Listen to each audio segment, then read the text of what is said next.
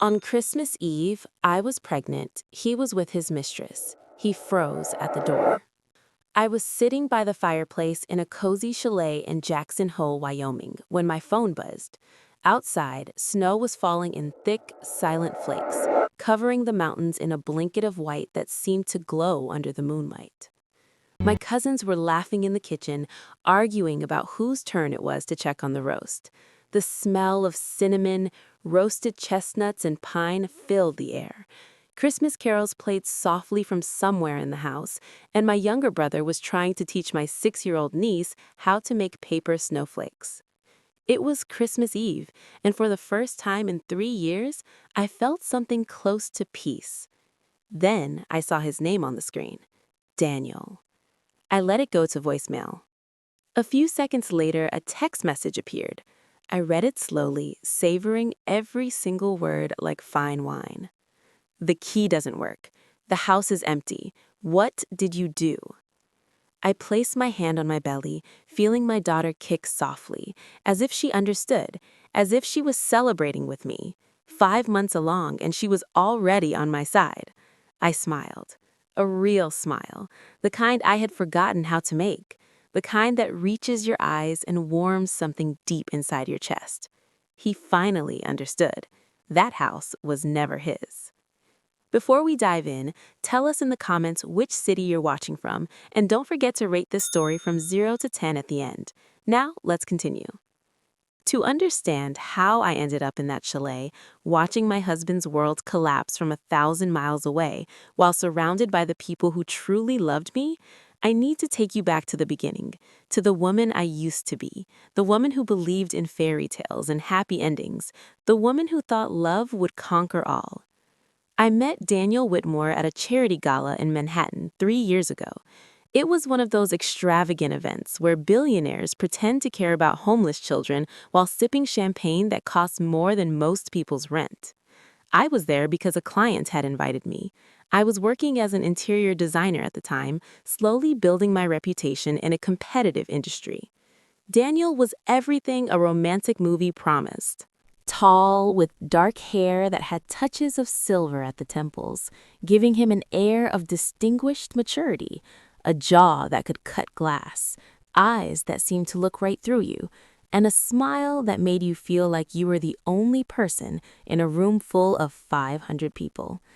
He was 42, a successful real estate executive from a traditional Boston family. The Whitmores had been in real estate for 4 generations. Old money, old values, old-fashioned charm, or so I thought at the time. I was 31, still finding my footing in the world.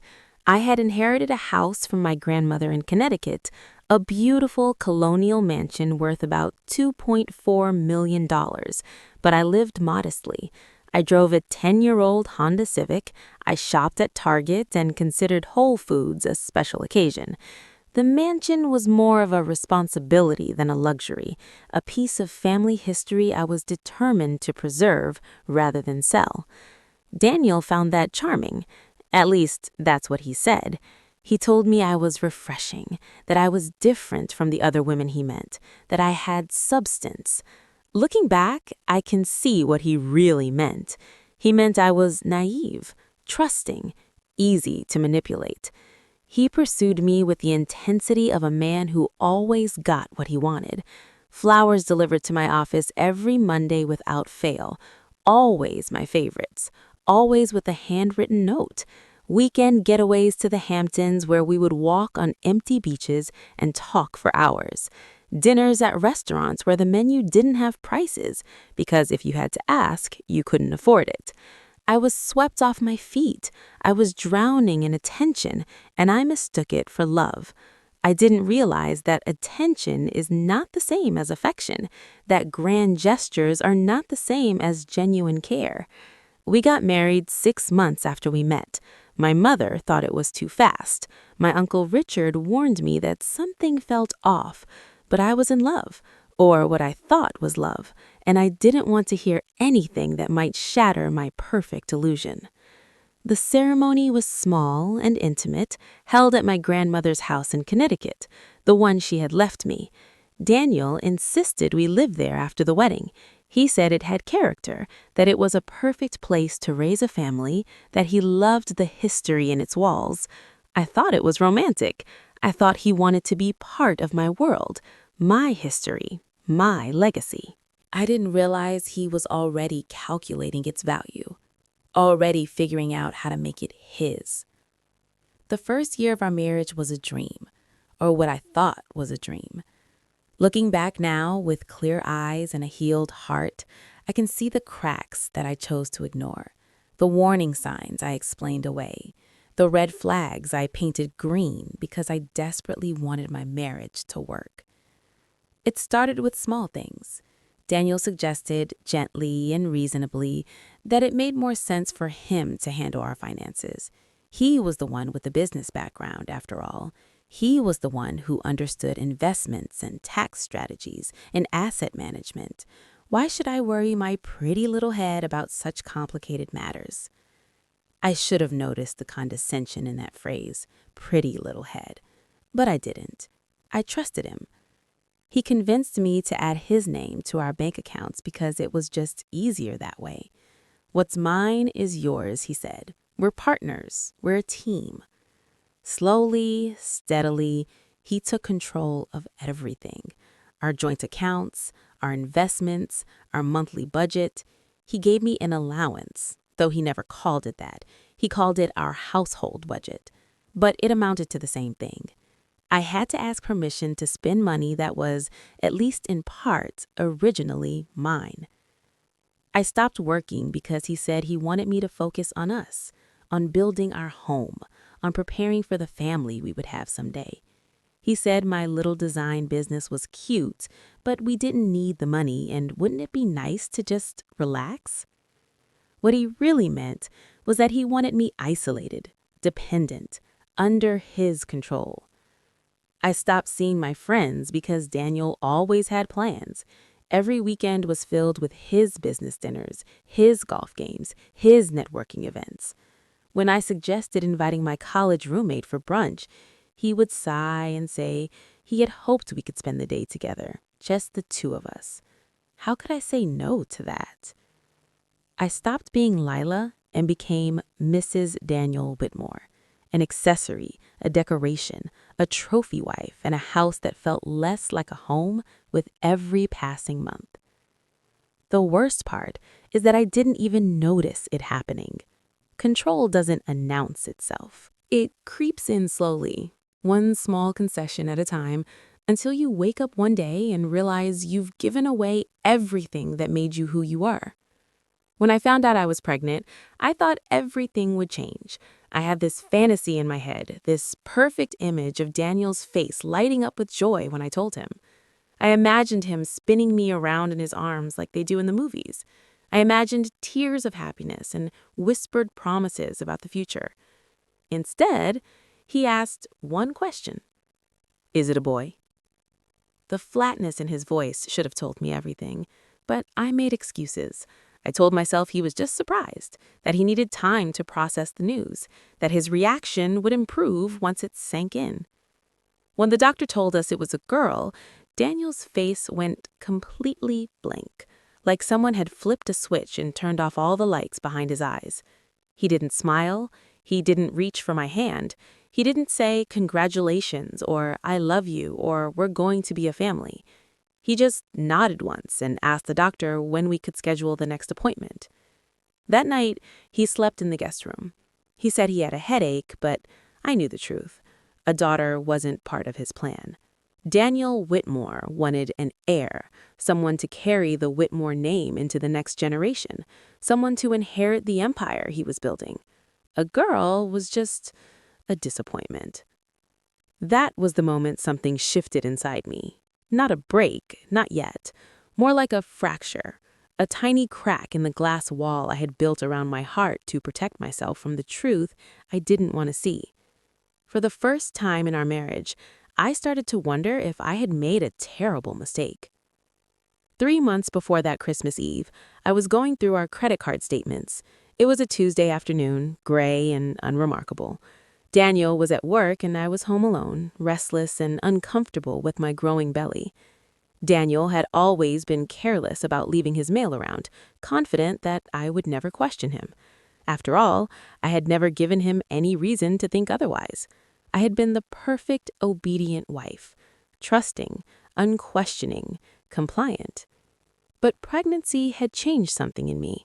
It was subtle at first, just a low hum of unease that I couldn't quite identify. A feeling that something wasn't right. Call it maternal instinct or just the clarity that comes from carrying new life inside you.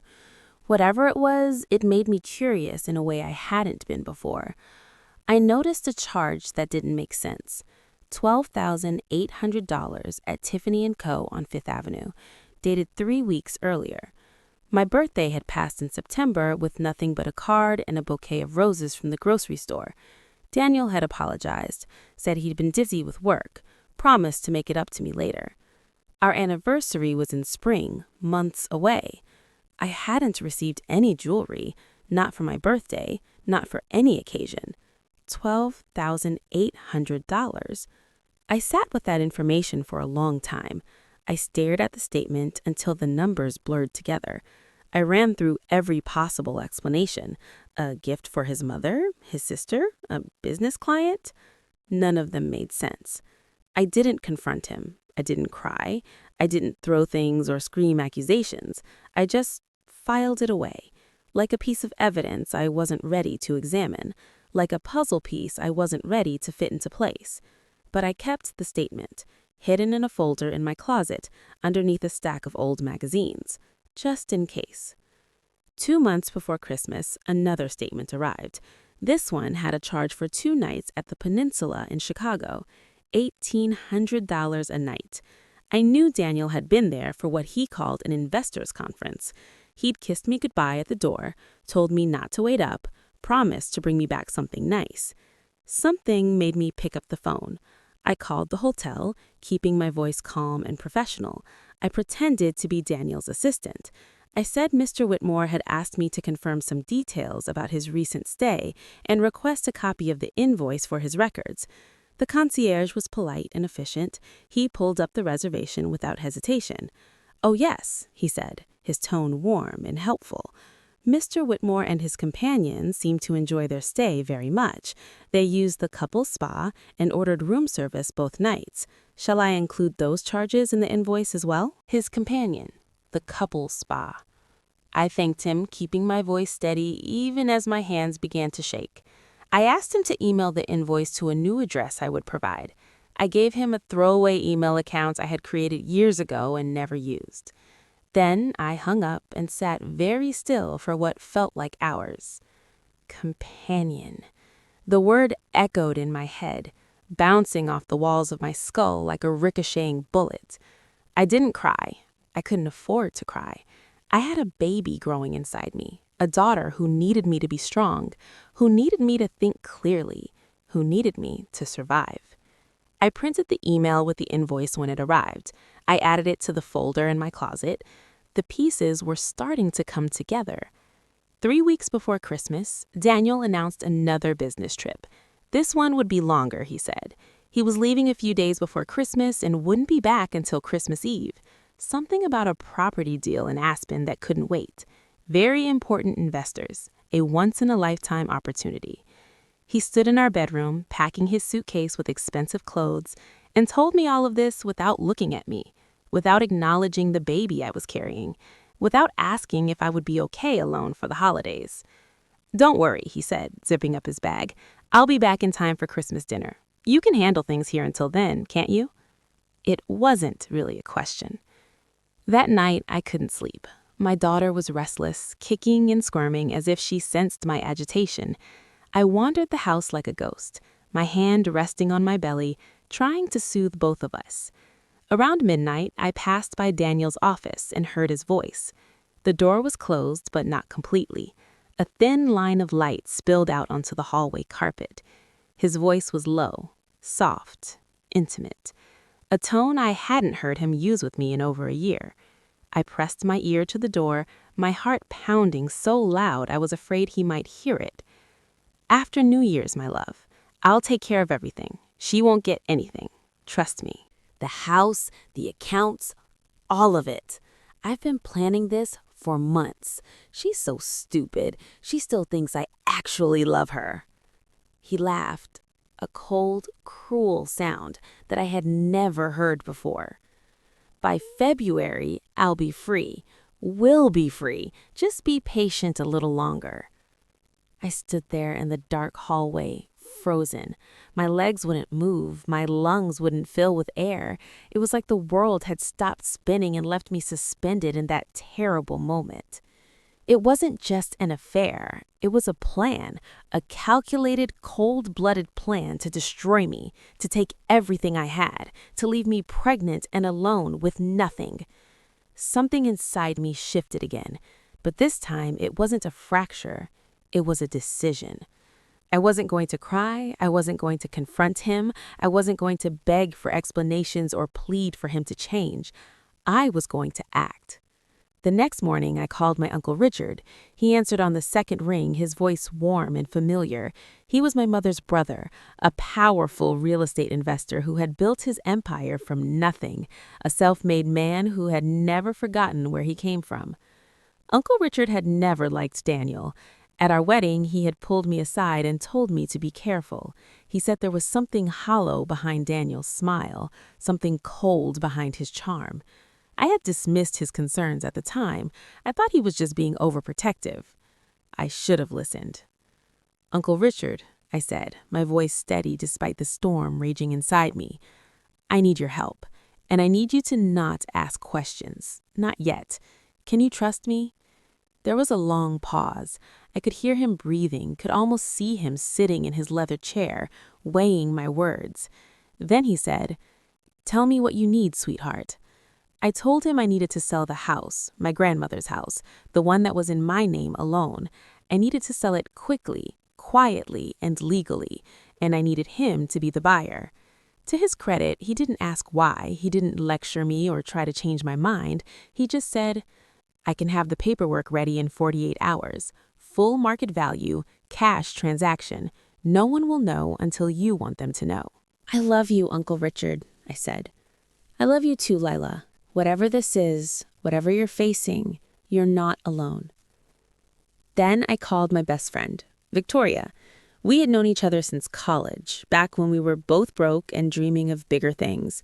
We had shared a tiny apartment with 2 other girls, eaten ramen noodles for dinner most nights, and stayed up until dawn talking about the lives we wanted to build. Victoria had built exactly the life she wanted. She was now a partner at one of the most prestigious law firms in Manhattan. She specialized in corporate litigation, but she knew people who knew people. She had connections everywhere. And more importantly, she was absolutely ruthless when it came to protecting the people she loved. "Vic," I said when she answered, "I think my husband is stealing money, and I think he's planning to leave me with nothing." There was a long pause on the other end of the line. I could hear the sounds of her office in the background, ringing phones, muffled conversations, the hum of a busy law firm. Then Victoria's voice came through, sharp and focused. "I'm going to need you to tell me everything, every detail, no matter how small. And Layla, don't do anything until I call you back. Don't confront him, don't change your behavior, just act normal and wait for me." I did exactly what she said. Within 48 hours, Victoria had assembled a team, a forensic accountant who specialized in tracing hidden assets and cryptocurrency transactions, a private investigator who could find a needle in a haystack, and herself, ready to burn Daniel's empire to the ground if necessary. What they found was worse than I imagined, worse than my darkest fears. Daniel wasn't just planning to leave me. He was running a sophisticated fraud scheme through his family's real estate company. The mechanics were elegant in their simplicity, which is probably why he had gotten away with it for so long. The scheme worked like this. Daniel would inflate the costs of renovations and property valuations on the company's books. A kitchen remodel that actually cost $50,000 would be recorded as costing $150,000. An appraisal that valued a property at $2 million would be inflated to $3 million. The difference between the real cost and the inflated amount would seem to disappear into thin air. But it didn't disappear. It was carefully funneled through a series of shell companies, each one adding another layer of distance between Daniel and the money. Then the funds were converted into Bitcoin. Cryptocurrency was the perfect hiding place. No bank records, no paper trail, no way to trace the money through traditional channels. Daniel had set up multiple digital wallets, moving the Bitcoin from one to another in a complex web designed to confuse anyone who tried to follow it. Finally, the Bitcoin was converted back to cash and deposited in offshore accounts in the Cayman Islands, hidden, protected, waiting. Over 2 years, Daniel had siphoned away more than $3.2 million from his own family's company. But that wasn't all. Victoria's team found a draft of a post-nuptial agreement on Daniel's computer. It was never signed, never even shown to me, but it revealed everything about his intentions. In it, he had outlined how the family business assets were supposedly depreciated due to market conditions and bad investments, how our shared accounts had been drained by necessary expenses, how I, his loving and trusting wife, would walk away with almost nothing in the event of a divorce. Just enough to avoid suspicion, just enough to make it look fair, not enough to live on. He had included projections, calculations, contingency plans for different scenarios. The document was 23 pages long. He had been planning this for years. Our entire marriage was a long con. I was never his partner. I was his mark. I remember sitting in Victoria's office, reading through the documents and feeling something strange. Not sadness, not anger, not even betrayal, just a cold, clear certainty. He underestimated me, I said quietly. Victoria looked at me across her mahogany desk, her eyes sharp with something like pride. That's going to be his biggest mistake. We moved fast. We had to. Daniel was leaving for his trip in less than 2 weeks, and everything needed to be in place before he returned. The mansion in Connecticut, the one my grandmother had left me, the one Daniel thought would be his golden ticket, was in my name alone. It had always been. Daniel had assumed, arrogantly and foolishly, that what was mine was automatically his. He had never bothered to check the deed, never bothered to look at the legal documents. He just assumed that as my husband, he had rights to everything I owned. He was wrong. Uncle Richard bought the house in a private sale for $2.4 million, all cash, all legal, all documented. We used a shell company to keep the buyer's identity private, at least temporarily. The money went into an account that Daniel didn't know existed, at a bank he had never heard of. While Daniel thought I was home being his obedient, pregnant wife, I was dismantling the life he thought he controlled. I hired movers, professional, discreet, expensive, the kind who sign non-disclosure agreements and don't ask questions. They emptied the house in 2 days, working while Daniel was at the office. Furniture, art, personal belongings, family heirlooms, everything that was mine went into a secure storage facility. I kept a few things in place so the house wouldn't look completely empty if Daniel came home unexpectedly. Some furniture in the living room, dishes in the kitchen, but everything that mattered, everything that was truly mine, was already gone. I transferred my remaining personal assets to protected accounts. I documented every piece of evidence we had gathered, making multiple copies stored in multiple locations. Victoria prepared divorce papers, ready to file the moment I gave the word. And then, on the morning Daniel left for his so-called business trip to Aspen, I watched him load his suitcase into his car, kiss me on the forehead, and tell me to take care of myself. I smiled and said I would. I waited until his car disappeared around the corner. Then I called Victoria and said one word: now. 3 hours later, I boarded a private jet to Jackson Hole, Wyoming. My family was waiting for me there. Uncle Richard had rented a chalet in the mountains, a beautiful lodge surrounded by snow-capped peaks and ancient pine forests. The kind of place where you could breathe deeply and feel your shoulders drop from around your ears for the first time in years. My brothers were there, my cousins, my aunts and uncles, people who loved me, people who had been watching me disappear into my marriage and waiting, hoping, praying for me to come back to them. When I stepped off that plane and saw them standing there in the cold mountain air, their faces lit up with joy and relief. I started to cry. For the first time in 3 years, I felt like myself again. Christmas Eve arrived like a hell's breath. The chalet was warm and bright, filled with the sounds of family. My aunt was directing operations in the kitchen like a four-star general. My cousins were arguing about football. My little niece was showing everyone the snowman she had built that morning. Carols played from the speakers, and someone had spiked the eggnog with enough bourbon to fell a horse. It was perfect. It was everything Christmas should be and hadn't been for me in years. I knew Daniel would return that day. He had texted me that morning, casual and confident, saying he would be home by evening. He expected to find his obedient wife waiting with dinner on the table, a clean house, and a grateful smile on her face. Instead, he would find a locked door and an empty house. I was curled up on the couch, a blanket over my legs, and a mug of hot chocolate in my hands when my phone started buzzing. Daniel's name flashing on the screen, over and over like a warning light. I let every call go to voicemail. Then the text started. The first one was confused. "Layla, the door won't open. Did you change the locks?" The second one was annoyed. "This isn't funny. Where are you? Where's all our stuff?" The third one was panicked. "The house is empty. What the hell is going on? Call me back now." I read each message with a strange sense of detachment, like I was watching a movie about someone else's life, like Daniel was a character in a story I no longer cared about. My brother Michael sat down next to me on the couch. He looked at my phone, saw the texts, and raised an eyebrow. "Trouble in paradise?" he asked. "Something like that," I said. "Actually, more like paradise was never real to begin with." He nodded slowly. "We were never going to say anything, but we're glad you finally saw it." He put his arm around me.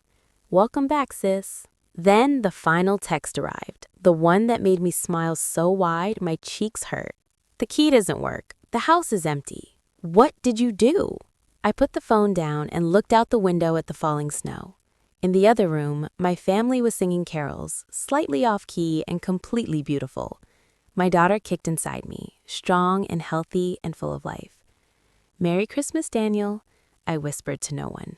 What happened next unfolded like a slow-motion disaster, like watching a building collapse floor by floor, each level crashing into the one below with devastating inevitability. Daniel, suddenly homeless and completely confused, tried to check into a hotel. His credit card was declined. He tried another card. Declined. He tried to access our joint bank accounts through his phone. Frozen. Every account, every card, every financial lifeline he thought he had, gone. He didn't know it yet, but Victoria had been busy. The evidence we had gathered was enough to convince a judge to issue an emergency order freezing Daniel's assets pending investigation. She had filed the paperwork the same day I left for Wyoming. Daniel's world was crumbling, and he didn't even understand why. 2 days after Christmas, he received a visit from 2 FBI agents at the motel where he was staying, paying cash for a room by the week.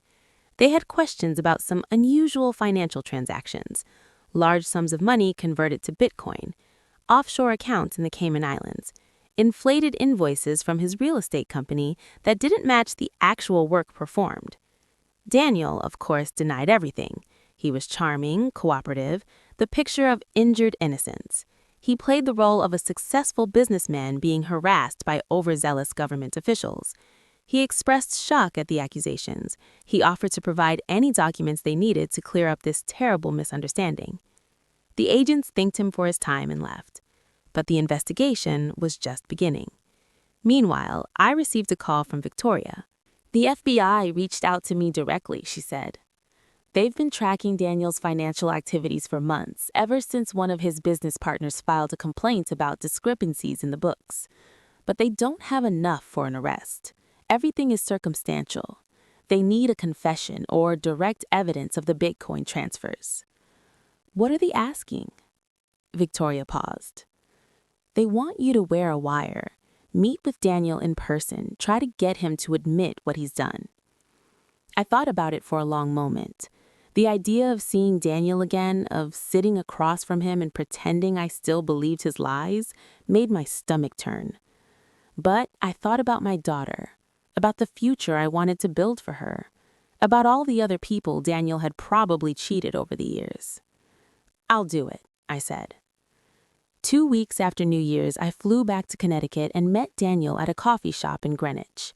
Neutral territory, public place, plenty of witnesses. I had a recording device hidden in my purse, tested and approved by the FBI's technical team. 2 agents were parked in a van outside, monitoring the conversation in real time. If anything went wrong, they could be inside in seconds. Daniel was already there when I arrived. He looked terrible. He had lost weight, and there were dark circles under his eyes that no amount of expensive skincare could hide. His clothes were wrinkled, his usual polish completely gone. But the moment he saw me, his face transformed.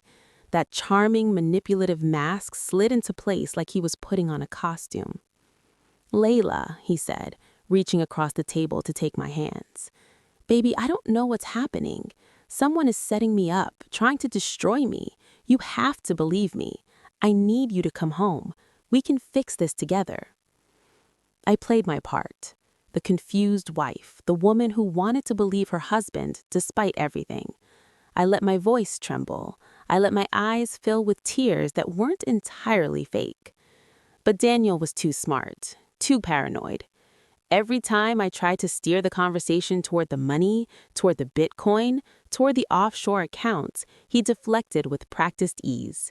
He twisted the conversation around. He made himself the victim. He said I was hormonal, that pregnancy was affecting my judgment, that I was imagining conspiracies where there were none. "You know how much I love you," he said, squeezing my hands. "Everything I've done has been for us, for our family. These accusations are coming from people who are jealous of what we have." When I left that coffee shop an hour later, I had nothing. The recording was useless. Daniel had admitted to nothing, had barely said anything that could be used against him at all. He was too careful, too practiced at lying. I sat in my car in the parking lot and cried for the first time in months. Not because I was sad, but because I was frustrated, furious, defeated. He was going to get away with it. He was going to walk free while I was left to pick up the pieces of a life he had systematically destroyed. But then something unexpected happened, something I never could have predicted. 3 weeks after that failed meeting, my phone rang, an unknown number with a Connecticut area code. I almost didn't answer, expecting another call from one of Daniel's lawyers or maybe a journalist who had heard about our impending divorce. A woman's voice came through the speaker, trembling and uncertain. "You don't know me, but I need to talk to you. It's about Daniel." My first instinct was to hang up immediately. I didn't want to hear from one of Daniel's relatives trying to convince me to drop the investigation. I didn't want to be manipulated by someone he had sent to plead his case. But something in her voice made me pause. Real fear, real desperation, the sound of someone who had run out of options. "Who is this?" I asked. There was a long silence. I could hear her breathing, shaky and uneven. Then, barely above a whisper, she said the words that changed everything. "My name is Amber. I'm the woman Daniel has been seeing, and I need your help." We met at a small cafe in Stamford, far from anyone who might recognize us. I chose the location myself, a quiet little place I had visited once years ago, before Daniel, before everything changed. The kind of place with exposed brick walls and mismatched furniture, where people came to read books and have quiet conversations. I arrived 30 minutes early and chose a table in the corner with my back to the wall, where I could see everyone who came in. I ordered a tea I didn't intend to drink and watched the door like a hawk. My heart was pounding so hard I could feel it in my throat. I didn't know if this was a trap, another one of Daniel's manipulations. Maybe he had sent her. Maybe this was some elaborate scheme to find out what I knew, what evidence I had gathered. Maybe she would walk in with lawyers or private investigators or Daniel himself, ready to ambush me. I had told Victoria where I was going. I had texted Uncle Richard the address. If something went wrong, people would know where to find me. But still, as the minutes ticked by, I couldn't shake the feeling that I was walking into something dangerous. She walked through the door exactly on time. Blonde hair falling past her shoulders, elegant features, high cheekbones, a face that probably stopped traffic when she walks down the street, designer clothes that I recognized from the pages of Vogue, and unmistakably, undeniably pregnant. She was at least as far along as I was, maybe further. Amber spotted me and made her way to my table, her eyes downcast, unable to meet my gaze. She sat down across from me with the careful movements of a woman who was used to being watched, to performing a role even when she was falling apart inside.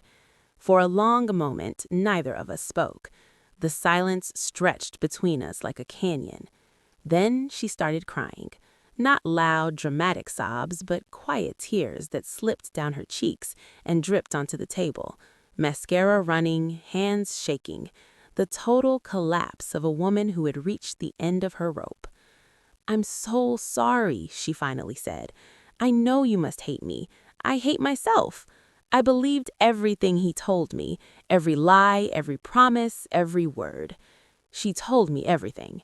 How Daniel had pursued her at a gallery opening 2 years ago, how he had painted me as an unstable woman who had trapped him in a loveless marriage with an unwanted pregnancy, how he had promised that they would be together as soon as he could untangle his complicated finances, how she had believed every word because she wanted to believe, because believing was easier than seeing the truth. I listened without interrupting. I kept my face neutral, my body still. I didn't feel anger, not anymore. Looking at her swollen belly, at the mascara running down her perfect cheeks, at the desperation in her eyes, I just felt tired, exhausted by Daniel, exhausted by the lies, exhausted by being a character in his story instead of the author of my own. "Why are you here?" I finally asked when she paused to wipe her eyes. "Why now after everything?" Amber took a shaky breath and looked at me directly for the first time since sitting down. "His accounts are frozen," she said. "The FBI keeps asking questions. He's paranoid all the time, angry, erratic. I saw him throw a glass at the wall yesterday because his lawyer didn't call him back fast enough." She placed her hand on her belly, protective and instinctive. I finally saw who he really is, not the charming man who swept me off my feet, the real Daniel, the one that was hiding underneath. She paused, gathering herself. "And I realized something," she continued. "A man who abandons his pregnant wife, who lies to her face, who plots to leave her with nothing while carrying his child, won't hesitate to abandon his pregnant mistress. When I'm not useful anymore, when I become an inconvenience instead of an escape, he'll throw me away just like he's throwing you away." She shook her head slowly. "I don't want my child to have a father like that. A criminal, a liar, a coward." She reached across the table, not to touch me, but to slide something toward me, a boutique hotel in Westchester. "I have something," she said. "Something you can use. He still trusts me. He still talks to me, tells me things he would never tell anyone else. If you need evidence to put him away, I can get it." I studied her face, looking for deception, for some hidden angle I wasn't seeing, but all I saw was a woman who had been fooled just like me, another victim in Daniel's long list of casualties, a woman who was trying to make things right the only way she knew how. "Why would you help me?" I asked. "We should be enemies." Amber smiled, a sad, broken thing. "Because it's not about you," she said. "It's not even about me. It's about our daughters. They're going to be sisters, Layla, whether we like it or not. Half-sisters, connected by blood and by the man who fathered them both. And they deserve better than a father who would throw them away the moment they became inconvenient." The plan came together over the next 2 weeks. Amber went back to Daniel, pretending nothing had changed. She played the supportive partner, the woman who still believed in him despite everything. She cooked his dinners, listened to his complaints about unfair persecution, told him everything would be okay. And slowly, carefully, she earned his trust completely. I gave her a recording device disguised as a pendant, something small and elegant, something that looked like an expensive piece of jewelry that she might wear anyway, something invisible, something that would capture every word without raising suspicion. One night, 3 weeks after our meeting in Stamford, my phone rang at 11:30. Amber's number. "I got it," she said. Her voice was barely a whisper, but I could hear the triumph underneath. "Everything. The Bitcoin wallets, the offshore accounts, the plan to flee the country. He confessed everything. I listened to the recording 3 times that night, sitting alone in my apartment, my daughter kicking inside me as if she understood the gravity of what we were hearing. Daniel's voice filled the room, arrogant and unguarded, completely confident that he was speaking to someone who loved him unconditionally. He explained exactly how he had siphoned millions from his family's company, how he had converted the money to Bitcoin, layered through multiple digital wallets, using a technique he had learned from some guy he met in the Caymans, how the funds had ended up in offshore accounts waiting for him. He even detailed his escape plan, a private flight to the Caribbean, a few weeks laying low, then on to a country without extradition treaties, where he could live like a king on the money he had stolen. And he laughed, a cold, cruel, contemptuous sound. The FBI, he said, are idiots.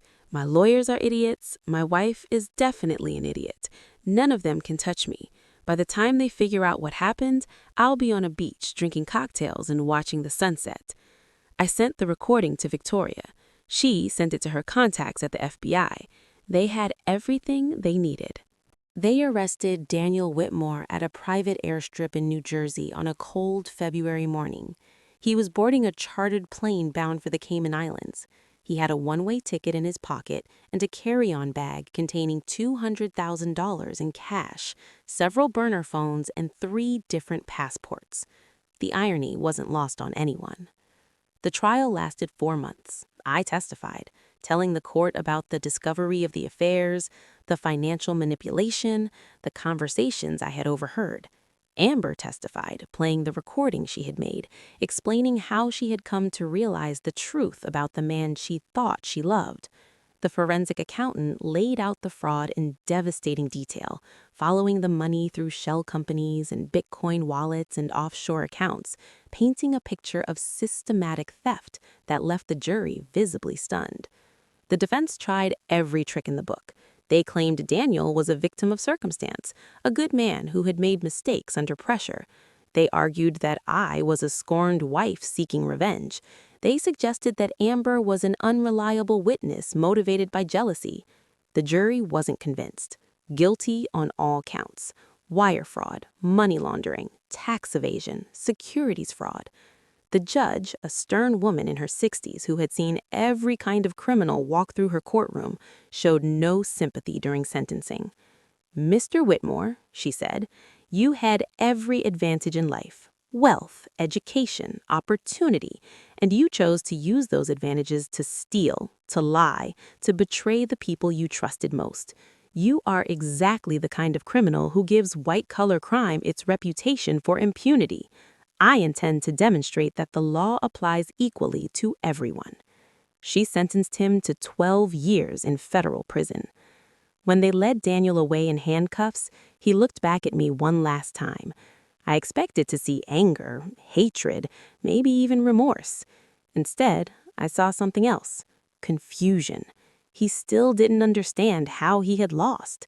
He still couldn't comprehend how the woman he had dismissed, controlled, underestimated, and planned to discard had been the one to bring him down.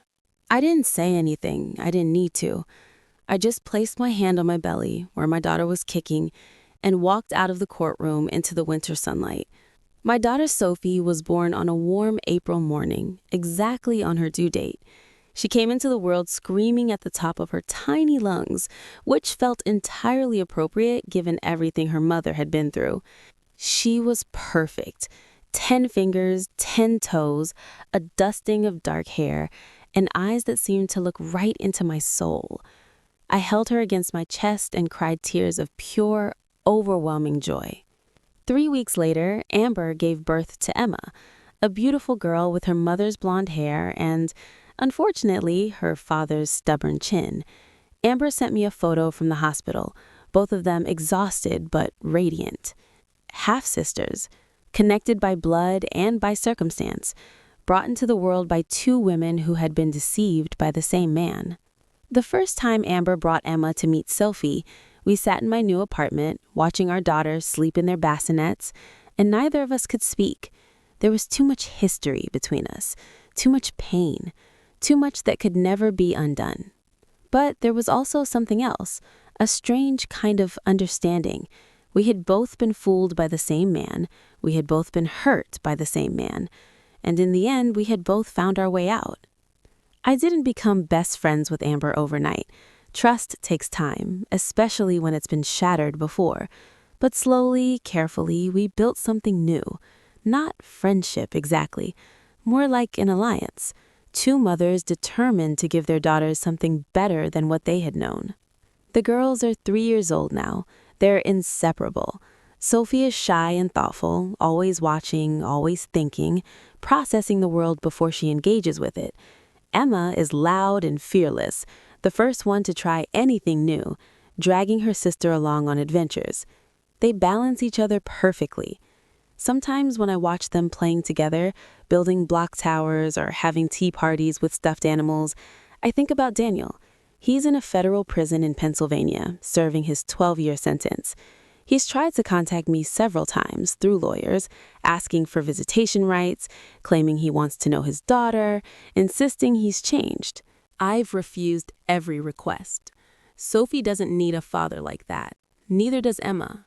They have something better. They have mothers who fought for them, who chose them, who would walk through fire to keep them safe.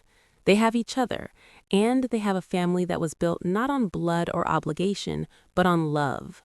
Real love, the kind that shows up when things are hard. People sometimes ask me if I regret anything, if I wish I had done things differently, if I feel guilty about how it all ended. I don't. Daniel made his choices. Every step of the way, he chose greed over love, he chose deception over honesty, he chose himself over everyone else. The consequences were his to bear, not mine. What I do feel is gratitude, deep, overwhelming gratitude for the people who stood by me when I needed them most. For Uncle Richard, who bought my grandmother's house without a moment's hesitation and never asked for anything in return. For Victoria, who dismantled Daniel's empire with surgical precision and refused to let me give up when things looked darkest. For Amber, who found the courage to do the right thing when it mattered most, even though it meant destroying her own illusions.